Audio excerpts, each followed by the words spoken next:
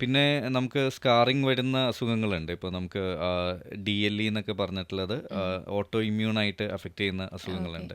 അത് കൂടുതലും സ്ത്രീകളിലാണ് അഫക്റ്റ് ചെയ്യുന്നത്. അപ്പോൾ ഇപ്പോൾ ഞാൻ കഴിഞ്ഞ ദിവസം തന്നെ ഒരു യങ് ലേഡി വന്നിട്ടുണ്ടായിരുന്നു, unmarried, okay. Around 22-23 year old ആയിട്ട്. ഓക്കെ. ഇതേപോലെ ഓട്ടോ ഇമ്മ്യൂൺ കണ്ടീഷനായിട്ട് DLE എന്ന് പറയുന്ന ഒരു കണ്ടീഷനായിട്ട് ഹെയർ ഫോൾ ഉണ്ടായിരുന്നു. ഹെയർ ഫോൾ എന്ന് വെച്ചാൽ ഒരു ഭാഗം, ഈ ഒരു ഭാഗത്തെ മുടി കംപ്ലീറ്റ്ലി ആ ഹാ പോയിട്ടുണ്ടായിരുന്നു. ഹാ.